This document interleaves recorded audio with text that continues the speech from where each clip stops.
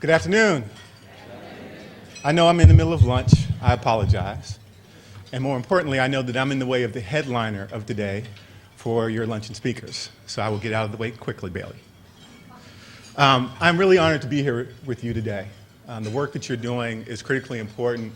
I know that you heard from the Secretary this morning, and I know that over the course of even this short period of time, you've heard from the President about the importance of extended learning time, about the opportunity that we have to create lots of places and conditions for our students to have more opportunities to learn and learn well. You are ahead of the game. As I came to learn more about the work that you were doing, and I saw words that made me really excited. I saw the words academic acceleration. I saw evidence. I saw sustainability and economic models and efficiency. All the things that we need to do to turn this from anecdotes of nice programs that happen to serve a few kids well to a systemic approach to serving all of our students well, especially those most in need.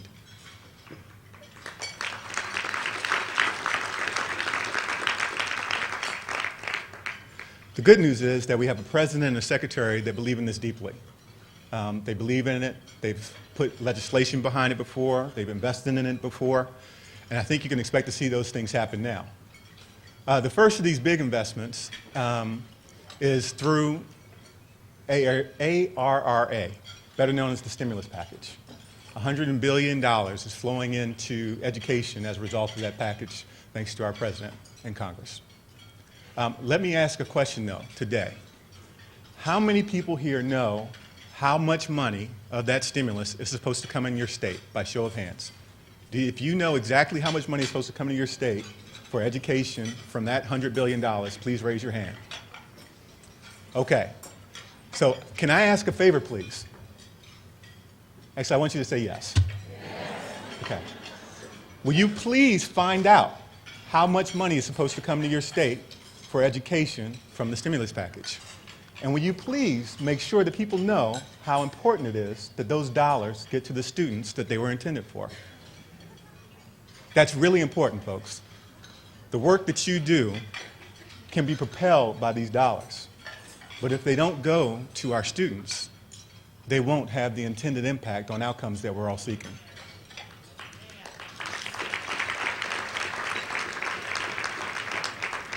So one more time, do I have your commitment that you will find out how much money your state is supposed to get?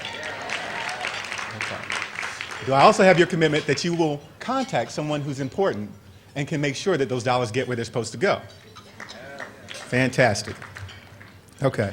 Let me talk about my role in all of this. By the way, I have to say, one of the other reasons I'm honored is that this is actually my first outside speaking engagement in my new role.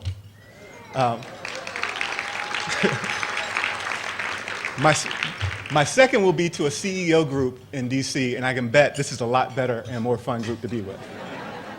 No offense to them. My role, the Office of Innovation and Improvement, it's actually an interesting place. It was created during the last administration and brought together a lot of things from around the department that were meant to get special attention from the administration. So the good news is that it was created.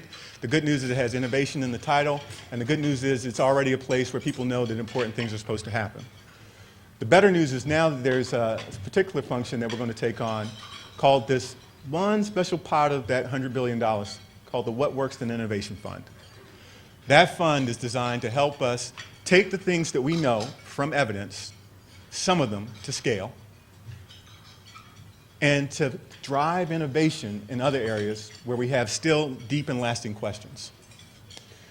Now, the interesting thing about it is that this pot of money is probably is unprecedented in its nature. It's $650 million, which sounds like a lot of money, but if you even divide that by 50 states, you realize it's not that much. It has very few conditions other than it's only nonprofits and LEAs that can apply for it, and they have to have demonstrated records of success in improving student achievement. But other than that, it's wide open. So then I have to ask myself, as we start to design this competition, what is it that you would hope to accomplish after spending $650 million that would be meaningful? What would you look back on and say, wow, this was actually a success? And so I've tried to narrow it down to 2 or 3 things and then we'll translate all this into what it means for the competition. One is, I don't know a lot about politics or government, but what I do know is that having things that are tangible, that everyone can point to and say, yep, that was worth it, that's going to be really important. So I would love for as many of you as possible to think really creatively about what is it that actually, if we're left behind after an investment, could sustain itself, would have very clear and dramatic outcomes, and everyone could look at it and say, that was well worth the investment. And how does that fit into the work that you do and the people and organizations that you work with? The second is something that I mentioned. They have to be something that lasts longer than the dollars that we'll spend. That $650 million, because it's a part of the stimulus package, has to be obligated by September 30th of 2010. That's a lot of money to move fast in a short period, to move well in a short period of time. And so if we do this and the benefits only last as long as the dollars do, I don't think that would be a good use of your tax dollars. So how do we think about doing things that, with this part of the stimulus package, create new opportunities, but they'll sustain themselves over time? And the third thing is, how do we, out of this, ensure that this is not the last time that this happens? The reality is that, as we know in education, there's a lot of things that we actually have evidence that work that never seem to go to scale.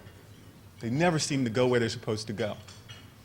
And as importantly, we know that there are challenges that have faced us in education where we don't seem to have the will to invest in a strategic and disciplined way over time to crack the code.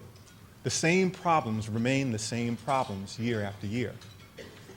The only way for us to get this done is if we can do this more than once.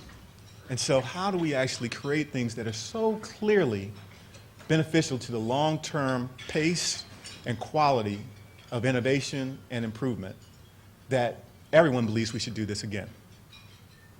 Now, I can't say more specific things today, unfortunately, because this is an unprecedented competitive grant. I've basically been assured I will be sued.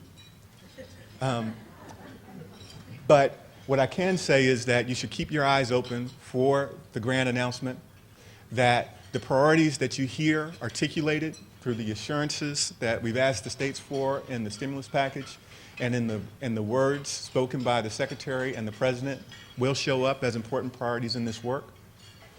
And I look forward to seeing you all show up and bring those great ideas and the work that you do every day to this investment opportunity. Have a great day.